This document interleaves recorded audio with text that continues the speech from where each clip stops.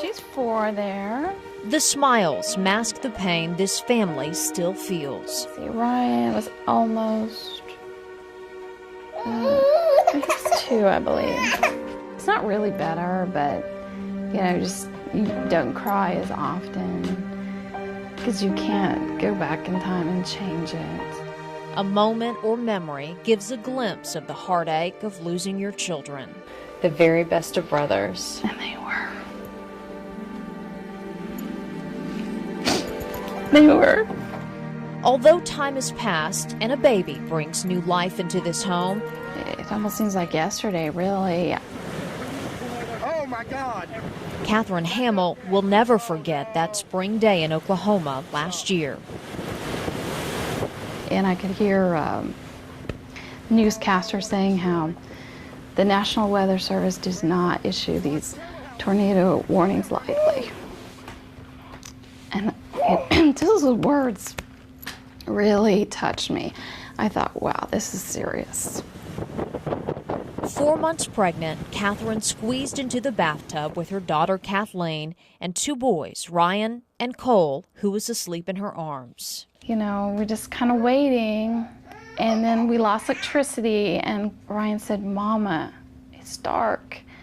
I said, I know, Ryan, but, I had flashlights nearby, but I can get them, but if the tornado hits me, and then I thought, he doesn't like the dark. I'll just grab them real quick. She got back just in time to put a mattress over their heads.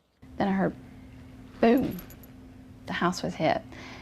And I remember saying, oh no, and holding the mattress down on top of them, and that is the last thing I can remember until I woke up in a pile of 2x4s.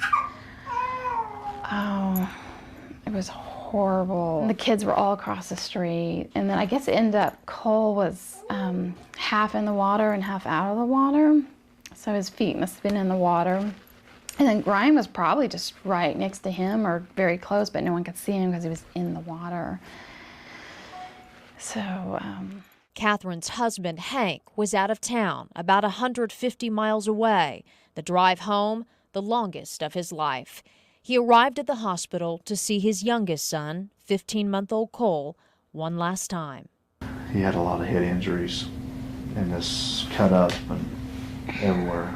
You just can't imagine. Hank had to tell his pregnant wife, recovering in her own hospital bed, that their son didn't make it. Crews were still searching for 3-year-old Ryan. I was hoping we'd find him with his little flashlight, walking around out there somewhere. But we didn't.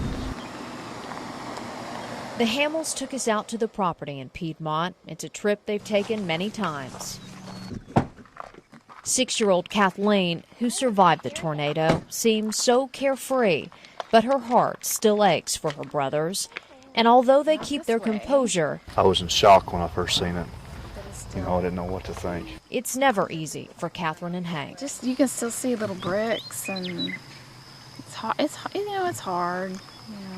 Across the street, down by the water, a picture so serene. 2 white crosses etched with the words Ryan Hamill and Cole Hamill.